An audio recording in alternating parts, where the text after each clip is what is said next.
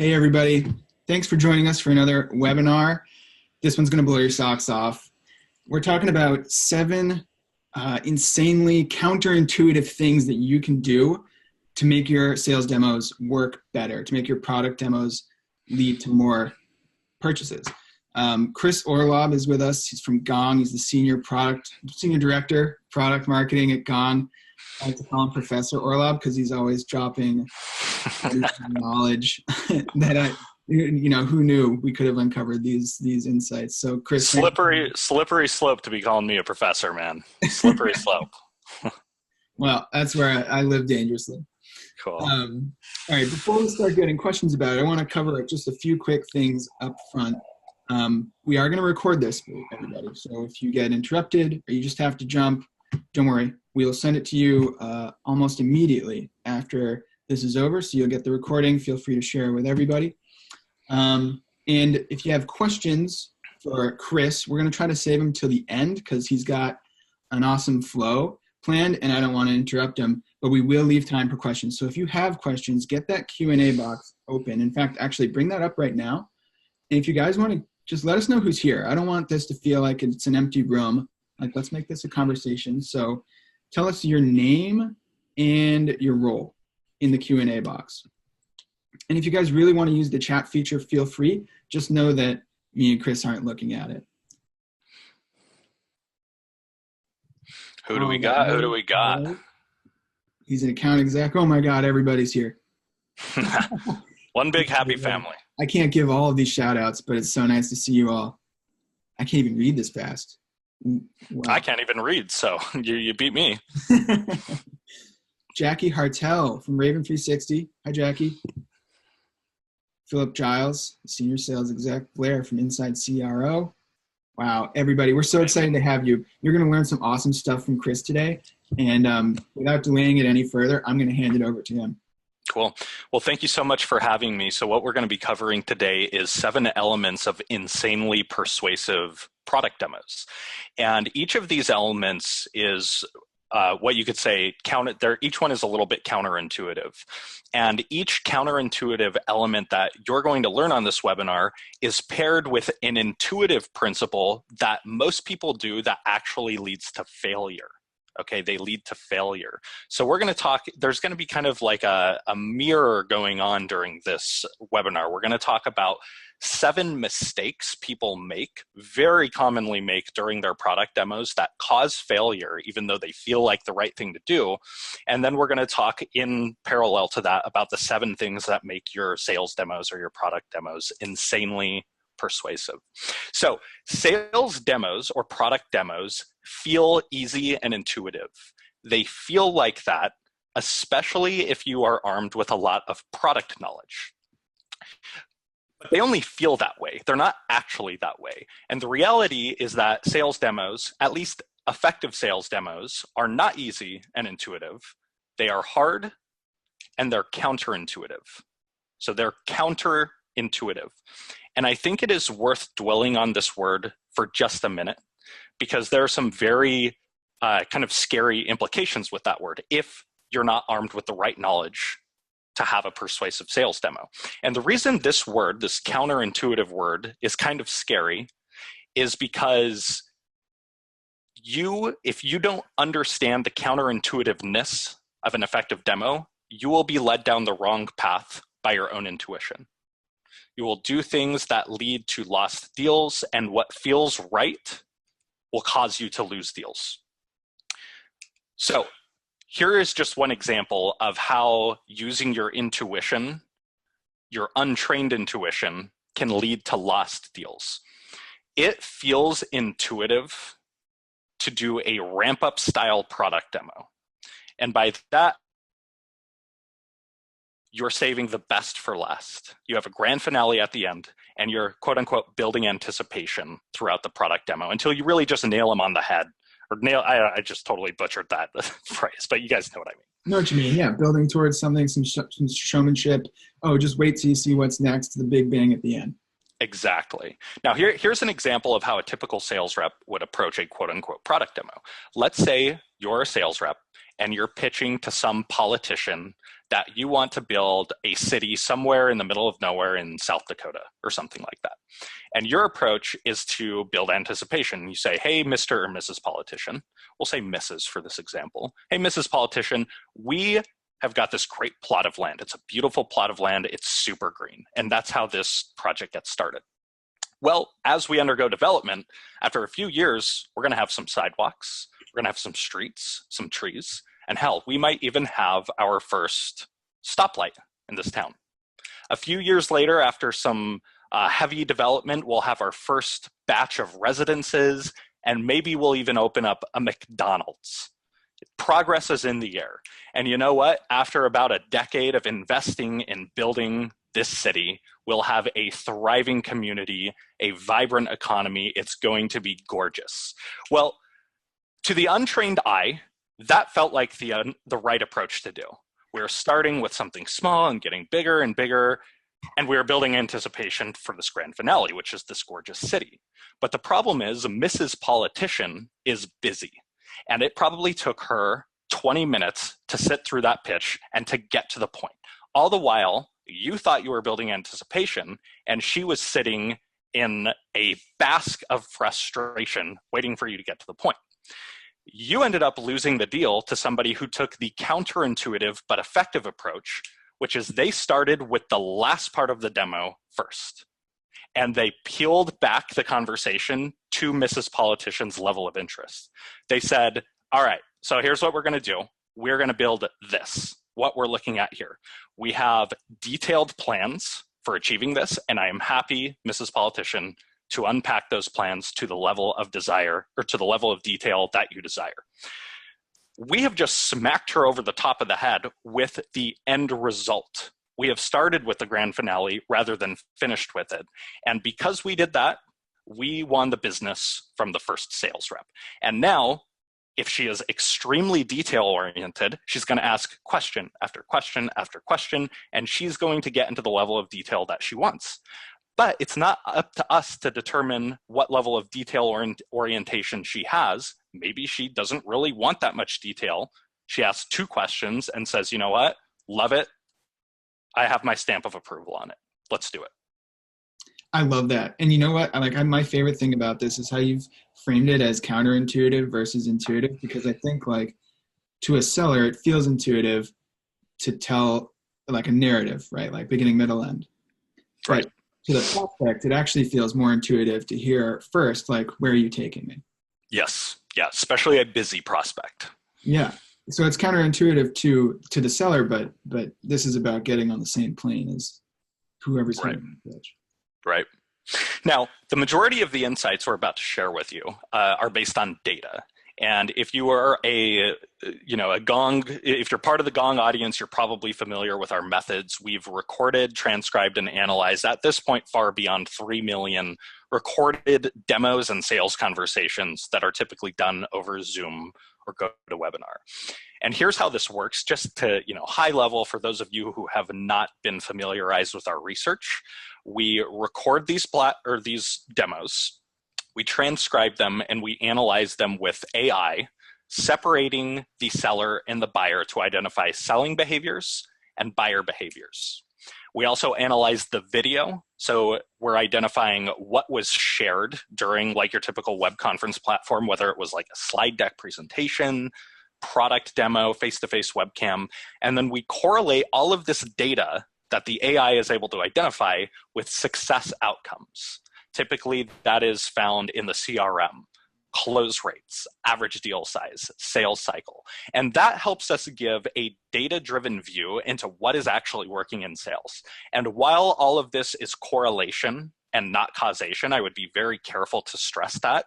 Correlation still should not be discounted because it can point us in some very useful directions. So that leads us to principle 1, which we've already covered. It is not, what you don't want to do is build anticipation and save the best for less, as we just illustrated. What you do want to do is flip your demo upside down and start your demo with what you had planned at the end. The most valuable piece of your demo should be right at the beginning. And here's kind of an illustration of the data. We already walked through the principle, but over here on the left, we're looking at a pie chart. And these are business problems that were discussed during the discovery phase of the sales process. And you can see in this example, the topic of coaching was discussed more than anything else, dubbing it priority number one. Well, if this was the case, a successful demo flow follows in order of importance the priorities that were discussed during discovery. So instead of saving coaching, the coaching use case of the demo for the end, thinking you're, coming up with this big grand finale, you start with that. And then you get into the less valuable parts of the demo if you get into them at all. This is perfect. I love that you brought up discovery because just because I know what's coming in this deck, everybody that's watching, just keep discovery in the back of your mind as you listen to these insights, because a lot of what Chris is sharing is about how you can execute during the demo, but it also has some implications for things that are necessary in your discovery process to be able to do some of these things right. Yeah. A demo without discovery is guessing. Yeah. It's guessing. Yeah. Okay, so here's a sneak peek of all 7 things we're going to look at. It is intuitive to build anticipation. It's intuitive to build as much value as possible, to focus on benefits, to respond to questions with a scripted or well-prepared answer, to name drop big time customers, to prove ROI, and to ask for next steps. All 7 of these things are intuitive. They are what feel right. And that is exactly the problem, because they feel so right. So many people are doing them, and they can lead to failure. We are going to debunk all 7 of these, and we're going to show you 7 alternatives that can make your product demos insanely persuasive. And we've already covered the first one, which is flip your demo upside down. Let's get into the second one. And notice every thing that I'm about to show you is counterintuitive. When we first looked at this word at the beginning of this webinar, the word counterintuitive was scary, because if you don't know that an effective product demo is counterintuitive, it'll cause you to lose deals. But when you are armed with the knowledge that you're going to learn in the rest of this webinar, the counterintuitive nature of a product demo becomes your best friend. If you're a rep, it will dramatically increase your income. And if you're a sales leader, it will dramatically increase the success of your sales organization. So that leads us to principle number 2, or element number 2 of insanely persuasive sales demos. Now, it is not build as much value as possible. That's what feels like the right thing to do. What you should do is give them just a taste. And so just a quick story, when I first started my sales career, I violated this all the time.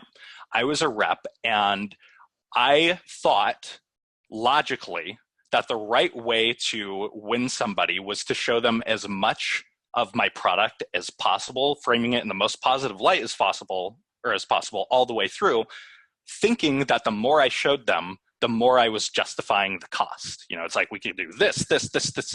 I've built so much value, there's no way that the price tag is going to look too big to them by the time I'm through with them. And it turns out that's actually what causes failure. The more you show, the less you say. You should write that down on a sticky note. The more you show, the less you say. And so here are just a few quick stats. In our research, top performers tend to be punchy with their demos and their presentations. Their demos are shorter. They don't tend to do anything specific for more than 9 minutes, whether that's following a slide deck or a demo or a section of the demo. They change things up every 9 or 10 minutes. And they spend 39% less time discussing product features. They show fewer features in successful demos, not more, which is what I thought you should do. And what this approach tends to do, and a guy named Peter Cohan, who is like the king of product demos, he calls these vision generation demos.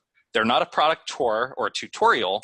They generate a vision in your buyer's mind. And I think I just skipped a slide here.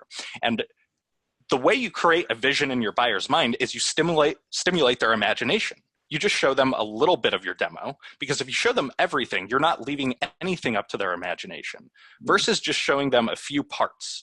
Now, when you do that, when you only show them a taste of your product demo, you tend to get a lot more questions.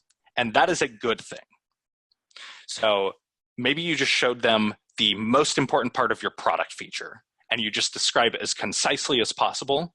What happens is their head starts spinning. They go, wait a second, how did I get here? Or how did we get here? And that's a good thing, because now you can peel the onion back down to their level of preferred detail. They might have 70 questions for you and they're very detail oriented, but that's perfect because you're letting them dictate that rather than spraying and praying. They might only have 1 or 2 questions and then you can move on to the next. So the principle here is just show them a taste and let them bring you down to the level of detail that they need. I had a demo recently from an SEO product that I happen to know is great because I know people that use it. And that's the other thing, by the way, showing all of the features in a demo, like walking through everything, is kind of unnecessary because chances are the prospect has done their research. They've already asked their LinkedIn network, their colleagues, their Slack group, everybody about whether or not they should go with your product. Yeah. Yeah. I had a demo and, there was 1 feature, 2 features that I knew I really wanted to use. And this product did other things that I didn't know about. So during the demo, I was learning about all these other things that it did that I didn't know about before, and I didn't need any of them. And so, by showing me all of those features, I realized I was only going to be using 40% of the product instead of what I thought was 100%. And it immediately made me think maybe it's not the right product for me. Yeah. Or, hey, can we get a discount because we're not going to use all those other features? Yeah, exactly. I'm only going to use 40% of it.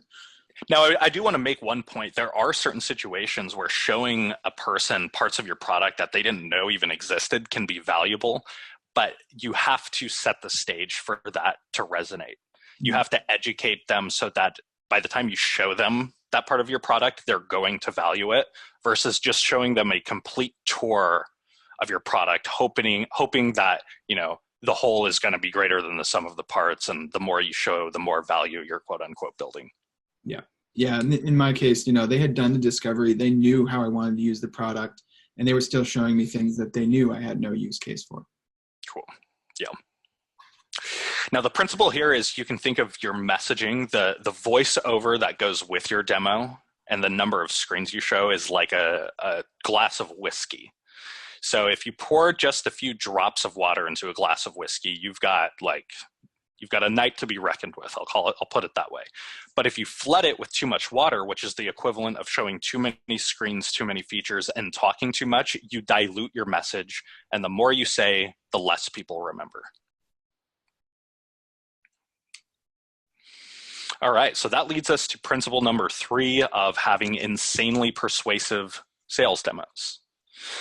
And what is intuitive is to focus on the benefits. Notice I didn't even say features there, which is probably what you were expecting, but focus on the benefits.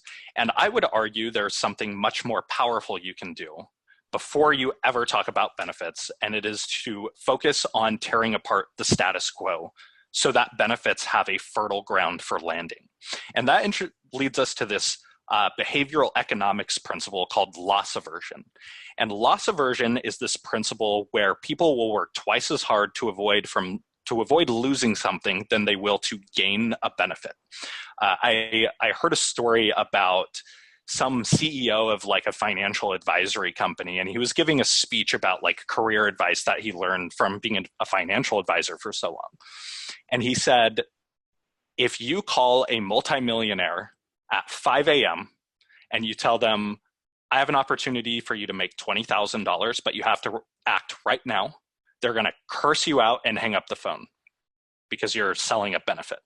But if you call that same multimillionaire and you call them at 5 a.m. and you say, I have an opportunity for you, or not an opportunity, I can prevent you from losing $20,000, but you have to act right now, they're going to graciously thank you and tell you to go act on that. It is the same amount of money, but one is about gaining $20,000 and one is a prevention from losing $20,000 they already have. So how does that apply to product demos? Well, the most amateur product demoer in the world is going to focus on the features of their product. A step up from that is going to be someone who focuses on the benefits of their product. The true superstars, the highest earning salespeople in the world, focus on the pain of the status quo before they even start thinking about, because that triggers loss aversion. And if you think about any product, it is designed to get your customer from point A, which is status quo, to point B, which is desired outcome. And most salespeople focus the entirety of their product demo's message on how great point B is instead of how unsustainable point A is, for whatever reason. And so here's an example of what that would look like, just in like a condensed sales pitch. And just full disclosure, I got this from a book, Conversations That Win the Complex Sale. That's where this example comes from. Point B pitch, let's say we're selling formaldehyde-free furniture. Okay, formaldehyde is like some crazy chemical that I'm sure does unspeakable things to you. I don't really know what it does. But the point B pitch, which is over here on the left, the focus on benefits would be, we supply formaldehyde-free furniture. It's healthier, greener, your customers are gonna love it, they'll buy more, okay? Somewhat resonant. Point A pitch, where you talk about how unsustainable the status quo is American citizens are becoming more health conscious about dangerous chemicals. Google search for the term formaldehyde-free furniture is up 600% in 2 years. We help retailers make good on this opportunity by supplying formaldehyde-free furniture. And what this pitch does is it introduces an external trend to your customer's world that threatens their status quo. In other words, you're framing the conversation as supply this kind of furniture and you get to maintain everything you know and love today. If you don't, things are probably going to get worse because consumers are trending this way.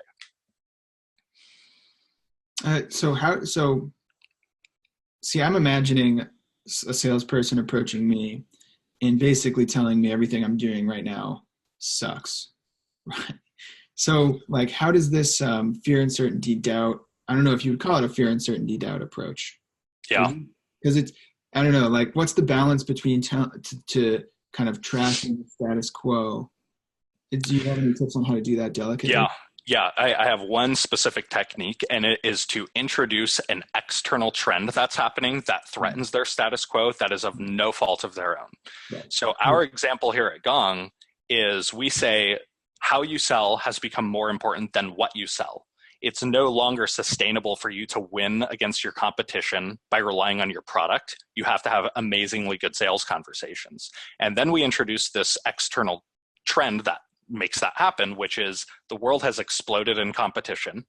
If you look just, for example, at the MarTech landscape, in 2011, there were 150 vendors. Today, there are 5,000.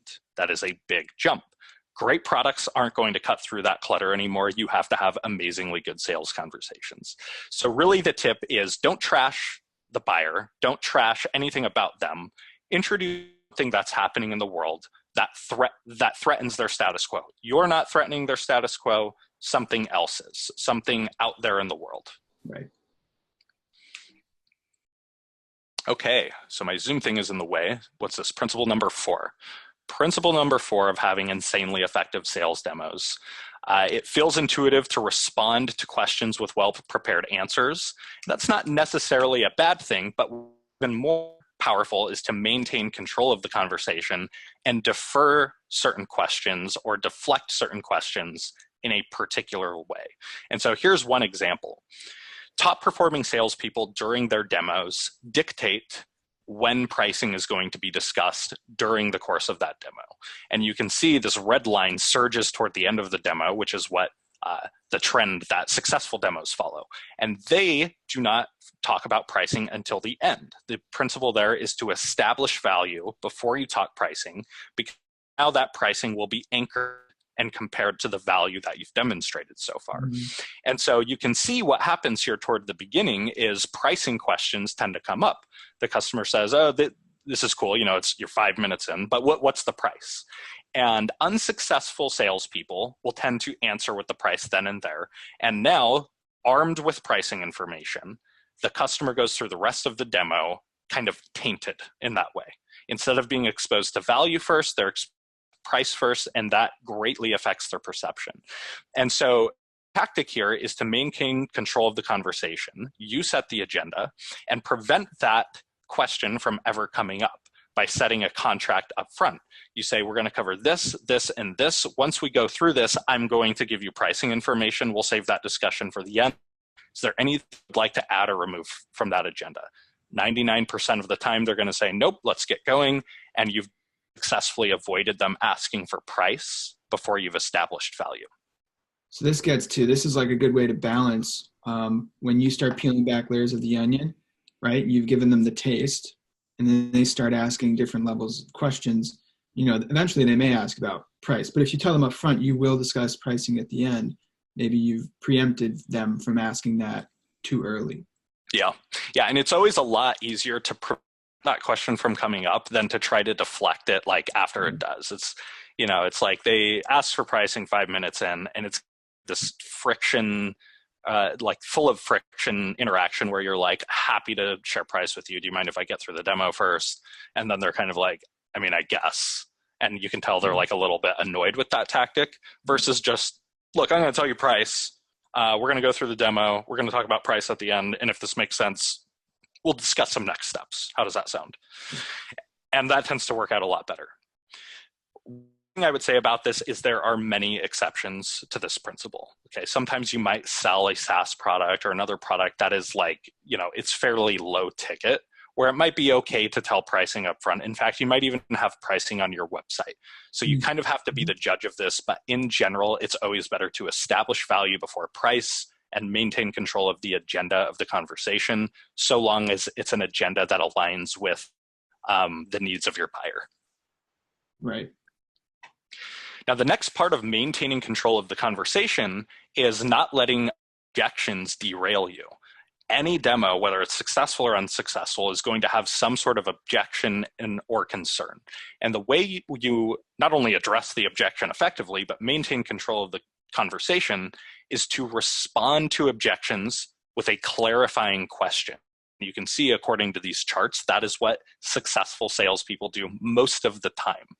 And the reason that's so effective is objections are typically rife with misunderstanding. There's probably a root cause to that objection where if you answer the surface level objection without clarifying it, you're probably answering the right thing and you're introducing friction and misunderstanding to the sales process. Now, one thing I would caution you to avoid is responding to objections with the question why. So an example would be, I think your pricing is too high. Never say, why do you feel like that? Because the word why, whether your intention is tuned this way or not, is a threatening question. It puts the buyer on the defensive. It makes it seem as if you're challenging the validity of the objection. Here's your tip. You can change any why question and swap it out with the words, what caused you? It is the same question. It gets at the same thing. It removes the threatening nature of the question. And just about any objection, and there are exceptions to this, can be responded to with, can you help me understand what's causing that concern? It's a great question that you can immediately apply on your next sales call when you get your next objection. I think this is I love this tip, because the thing is, like, we all talk about objection handling. Prospects do not want their objections to be handled. It's annoying to them. And they actually become more entrenched. If you give them a great reason, sound logic reason why their objection maybe doesn't make the most sense, they're only going to become more entrenched in their previous position. It's like, your relatives arguing about politics at Thanksgiving. Like, nobody's opinion is changing. Help me.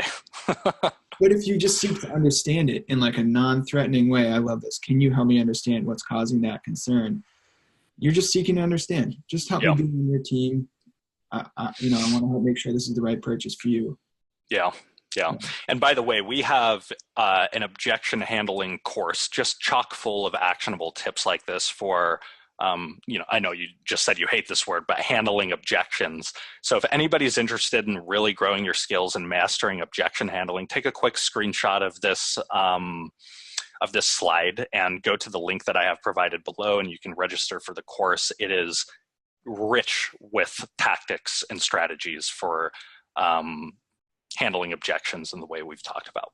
But moving on, what are we at? Principle number 5. All right, just moving the Zoom thing out of the way for having insanely effective sales demos.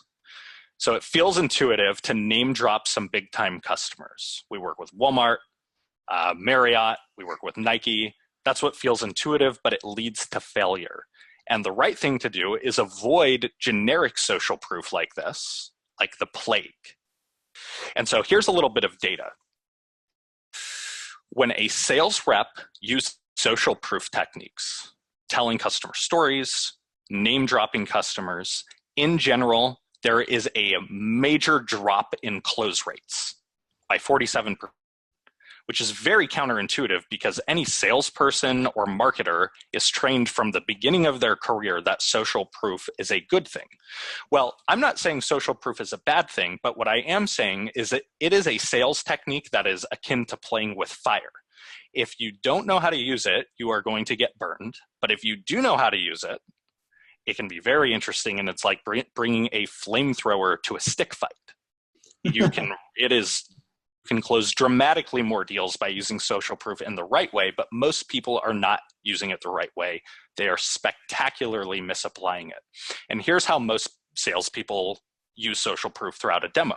They're coming up to the end and they say something like, by the way, we work with all of these big customers, NASA, Marriott, Nike, Tropicana, and they start rattling off the latest and greatest case studies that marketing provided them with. But in most of the cases, they're going to get a reaction like this, where the customer responds with some skepticism or just, that's a great story, but our situation is way different. Or they might even be a little more abrupt and say, I don't care if Walmart or Google's your customer, we're nothing like them.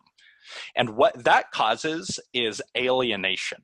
You are communicating to your customers, or your buyer in this case, that you work with people who are not like them, and they start to mentally conclude that your product must not be for them. So anytime you're using social proof in sales, the question that's going to buyer's mind is the customer the sales rep is talking about, are they like me? Are they part of my tribe in some way? Are they in my industry, or do they have the same business problem that I'm dealing with right now? So here's an example to make this really concrete. I'm going to show you how a bad sales rep would use social proof, an average sales rep would use it, and how a superstar mega earner uses social proof. Yeah. So let's pretend we're selling, mega earner.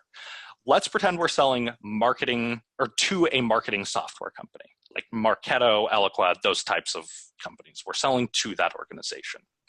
Here's how a bad sales rep would do it. They would say, we work with Walmart, Oracle, and Fidelity.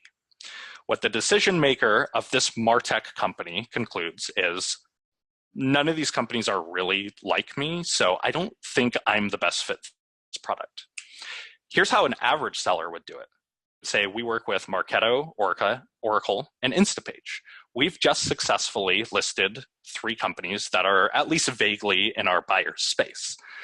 The problem is this is only an average approach because any Joe Schmo sales rep can rattle off 2 or 3 customers that are in the same quote unquote tribe as the buyer. Now let's talk about how the mega earner would do this. They would pull up the marketing technology landscape and they would draw a circle around every customer of theirs that they work with in this landscape. And would say, these are all of the companies in your space. That's what we're looking at here. We work with 17 of them. And that number is up from just 4 2 years ago, meaning just about everybody in your space is aware of us and starting to work with us or already working with us. And the power in this message is not that you work with any of these individual customers. The power behind that kind of message is that there is a movement toward your solution. People are bandwagoning. It's not about 1 or 2 or even 3 of those customers. It is about a tribe jumping on a new trend, and you are that trend. That last example of social proof from the mega earner makes the first examples look like anti-social proof. Yeah. It's almost a joke. It's like tone deaf. Yeah. That's great. Now, just like the objection handling one, take a screenshot of this screen. We have an amazingly effective course on how to tell customer stories that close dramatically more deals. You get a 21-minute video, a cheat sheet, and a slide deck. It is insanely effective. go check it out, take a screenshot, go over to that link, and moving on to principle number 6. So principle number 6, what does that tell us? It feels right to prove ROI. How could it not feel right to prove ROI? And it turns out that that is actually not an effective way to build a business case. The best way to build a business case is by telling before and after customer stories. So just a quick piece of data. This is unpublished yet so far, by the way. We're going to publish this in a couple of weeks. You guys on this webinar, you're first to see this. The more a sales rep discusses ROI, the ROI of their solution, to a potential buyer, the less success they tend to experience. There's a 27% drop in close rates. And I'm the first to acknowledge that could be total correlation and not causation. It could be, I mean, there are a few things you could conclude from this. It could be proving ROI doesn't work. It could be most attempts at proving ROI are so poorly executed that they backfire. And it could also be sales reps are only trying to prove ROI to customers who said they didn't want to buy, and it's like their desperate attempt to save the deal. Doesn't really matter which scenario it is, because the technique I'm about to show you for building business the right way transcends all 3 of those scenarios and makes it right. So what tends to happen when you prove ROI or attempt to calculate ROI is the customer argues with your assumptions. And that happens in virtually every ROI discussion I've ever seen. And if you have an online ROI calculator, customers are probably thinking that. And by the way, that is not me saying you should not have an ROI calculator on your website. We have one at Gong. I'm just making a point here. Will argue with your assumptions. They'll say we're different, or that assumption is too big of a leap, or something like that. And so what you do instead to prove ROI is tell before and after customer stories where your customer had a certain set of metrics and achieved another set of metrics. The beauty of this is, number 1, they can't argue with your assumptions because you're just showing what happened to somebody else. And number 2, you're telling a story which deactivates the critical, logical part of your customer's brain that wants to argue with all of your assumptions. When you're doing a bunch of math with them and saying it's going to apply to their situation, you are activating the part of their brain that wants to argue with you. When you tell a story of somebody else, even though you're talking math, now you're activating the lizard or the emotional part of their brain, and humans are run on stories. Okay, that is like how we live our lives. So this is by far the better way to build your business case. And follow Gong on LinkedIn. We're going to have some groundbreaking research that goes a lot more deeply on these topics of building the business case. Always. One of my favorite places to get new research is from you guys on LinkedIn. Amazing. All right, we're coming up to a close here. Lucky number 7. It feels right to ask for next steps at the end. Unfortunately, that's all most sales reps do. And what makes most sense is to not just ask for next steps at the end, but ask for those next steps at the beginning. And so here's kind of like an example of a timeline of a sales call.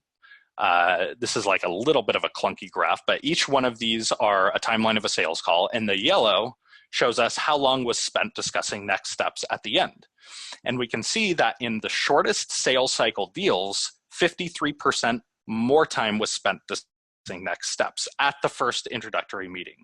Now, that's totally intuitive, but the problem is if you don't do a few proactive things to reserve that next steps, or that time allotted to discuss next steps, you're going to quote unquote try to pencil it in at the end, and you're not going to spend very much time. The customer's going to be in a hurry to get off the phone, and it's probably just not going to work out the way you want it.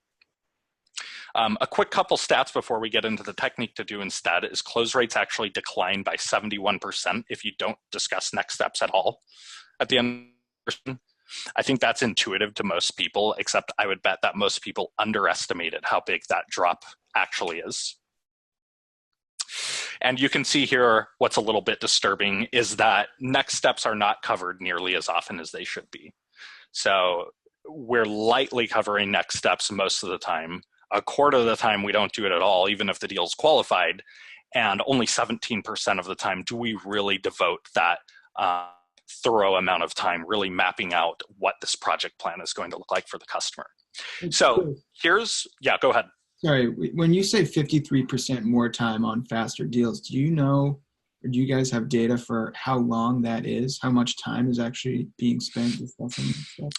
We do have the data somewhere buried in our data archives. I don't have it off the top of my head, but I would be happy to answer that in some way if anybody's interested. So feel free to connect with me on LinkedIn. And if that's your specific question, just shoot me a LinkedIn message and I'll go into our data archives and I'll get that answer for you. Thanks. Yep. So instead of just reserving next steps at the end, the way to achieve this is by getting the agreement to discuss next steps at the end of the call at the beginning of the call, which is what an upfront contract is. And it sounds something like this. You start your call, you set the agenda and say, by the end of this call, I'd like you to be in a position where you're either interested, we map out a next step, or you're not interested, we go our separate ways and maybe we could be friends or something like that, I don't know. And what you've just done is you've gotten permission in advance to spend a significant amount of time at the end of the call to talk about next steps instead of quote unquote penciling it in.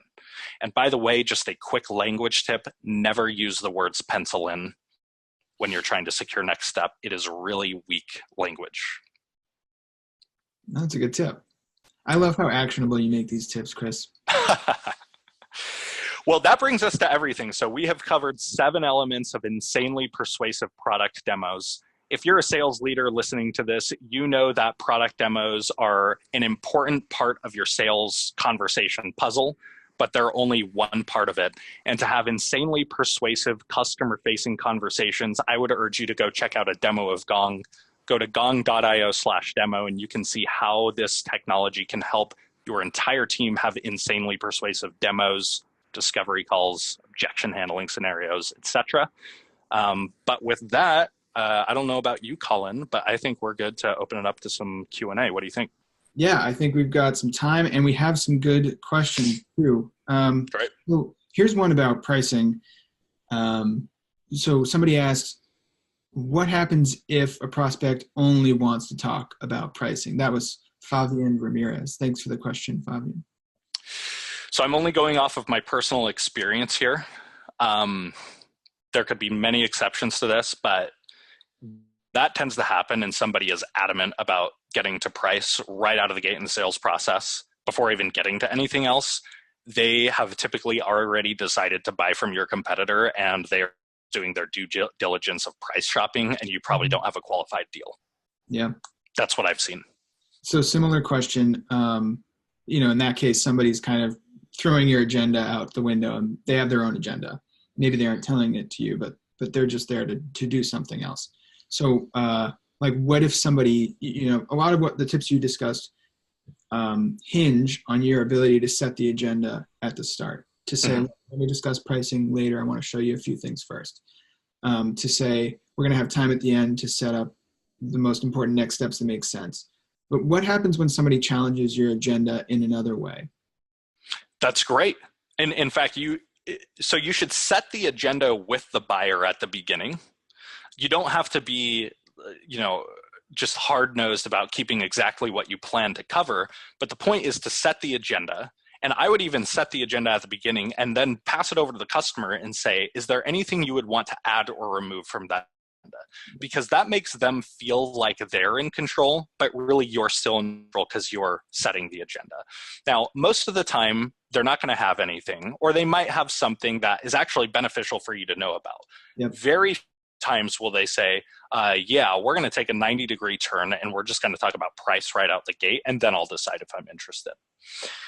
If that ends up happening, again, I go to the answer to the question that I was just asked a few minutes ago, which is you probably got a concerning deal on your hands. It's probably not the best deal to be working. But even though that tip is maintain control of the conversation, you still want to let the customer in on that. Yeah.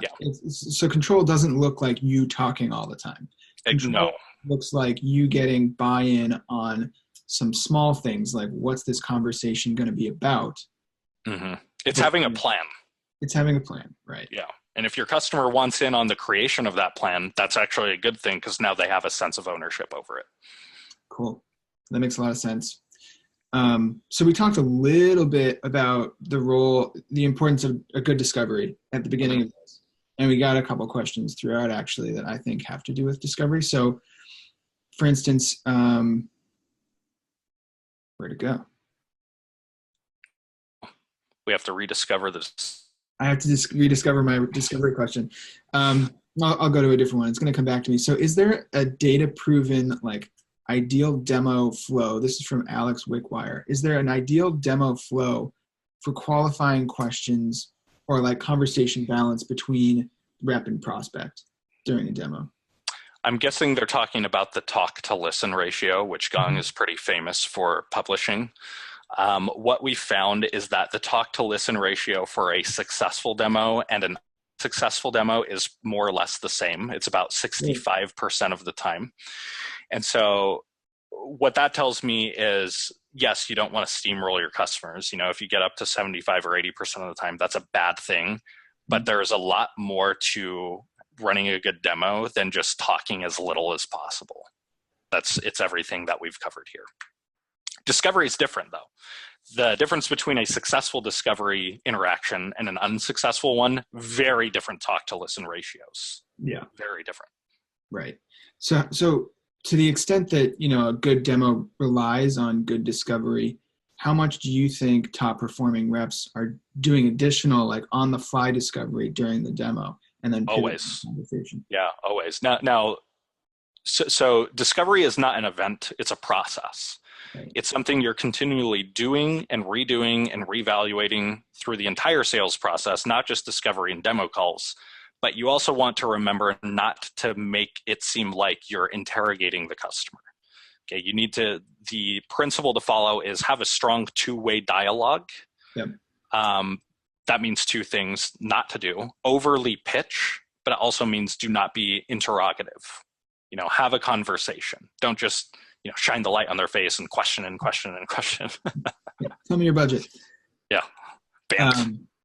In which part of the conversation this one's from Jackie Hartzell. Thanks, Jackie. Which part of the conversation do you include pricing questions during, like, do you set aside time for explicit questions? Do you address it when there's a question that they ask that implies a question about pricing, or just when you think the customer's realized that they need your product? Have you established value? Yeah. That's not a black and white binary thing. Your sense of whether you've established value is going to be fine-tuned as you gain more sales experience, but that's the question you should ask yourself. Have you established value? And if you feel like you have, then you can give pricing information. As far as unpacking the details of your pricing model, it's the same thing as we've talked about, which is unpack it to the level your customer needs to know, but do not be confusing about it because the confused mind says no. So your pricing needs to be clear, crisp, easily understandable, right? Aside from justified. So we got another good question about discovery, also from Jackie. Maybe we should have done discovery instead of demos on this. That'll be our next one. No, I think everybody likes the tips and they're just concerned that their discovery isn't good enough. But guys, I think the cool thing about all these tips is like these are things that you can start doing today. Like you can hop on a demo this afternoon and do these things differently. But what if you get a demo from like a requested demo? With you guys at Gong, when you get a requested demo from gong.io/demo, yep. Is there a discovery call and then an actual demo, or am I going to get a demo when I go fill out that form? And like, how do you handle? So the principle is to stay aligned with your buyer's buying process. And in that case, they have already defined their problem and started seeking solutions, and they want to validate whether your solution is the best solution. So with that in mind, you don't want to put them through a clunky process of first we're gonna have a 30-minute discovery call. Assuming I like what I hear, then we're gonna schedule a second demo. What you should do is do kind of a joint discovery / demo on the first meet. Mm-hmm. You still need to do both. So there is going to be at least a sense of misalignment because you're gonna have to ask some questions to really understand what the customer wants to get to. But no, you should not defer a demo out into the future if that's what they want. You just have to you kind of have to finagle your way in those situations. Right. Right. By the way, the question you ask at the beginning of the call, very important. You should not be asking questions about, you want to ask a question that aligns with their mental buying process. So if they're already in the mind of seeking a solution, rather than asking about the problem, which you can eventually come back to, you ask a question that aligns with that mental state, which is, help me understand what you're trying to achieve by taking a look at Gong. And now they're talking about the vision of a solution, which is where they are mentally, instead of, the typical checklist of discovery calls that you planned on asking. Right. You get their imagination going a little bit about what the beautiful world they're going to live in is going to be like. And then you can go back to the problem. You ask that question, what are you trying to achieve? They tell you, and now you can say something like, great, so what higher order business problem are you trying to solve by achieving that? But the first question you ask should align with where they are mentally. Good stuff. So we've got plenty of time for more questions, so we can keep going if you have time. Here's another good one from David Cadron. I hope I'm saying that right, David. What's an effective amount of information to send to a prospect before a call for a demo?